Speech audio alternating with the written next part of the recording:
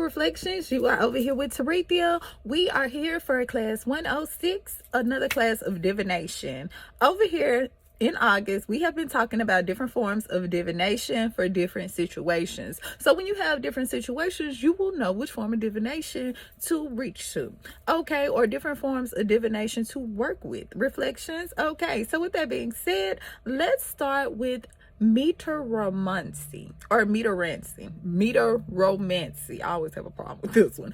Meteoromancy, but the name kind of says it all. Meter, okay. This particular diviner actually used shooting stars and meters. Reflections, they actually believe that the meters and the shooting stars can illuminate what is to happen in the future. Reflection, okay. So this is the meteoromancy diviner. Next is physiography. Now physiography actually uses the spirit to tell them what to write. You will notice in a lot of poetries, even a lot of philosophers, different people that use writing. Reflection, even a lot of people that you see in the limelight, they actually deal with writing. They actually will tell you that it almost seems like when they were writing certain things that it was a spirit that was invoked in them. Reflection, now some do it in a trance and some don't. It's almost like a form of daydreaming, but not daydreaming. Reflection, because the spirit actually invokes through them and tells them what to write. We are over here talking about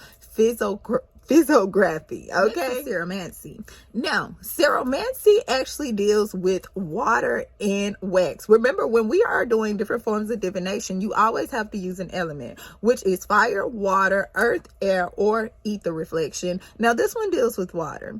Ceromancy actually uses the pouring of wax into the water to analyze the shapes of the wax that was in the water. Okay, so this is a form of divination using water. Ceromancy. Next on the list is botomancy. It kind of says it in the name, right? Botomancy. So we're dealing with flowers, okay, or plants. Now, so in this form of divination, we're using earth. So in botomancy, you would use the shapes that are made in the leaves from a fire to predict the future. So this particular form of divination uses fire and it also uses earth. Reflection, so they would actually burn the leaves and look at the shape of the leaves from the fire. Reflection, not the smoke, but the leaves from the fire to predict certain things in the future. We are talking about botomancy. With that being said, reflection, that was last on the list. Thank you so much for joining me over here at the night school. This was class 106. Do not forget to join me tonight for class 107, where this is our last class. Well, this is our last class in August of divination. Okay, so with that being said, Ashe.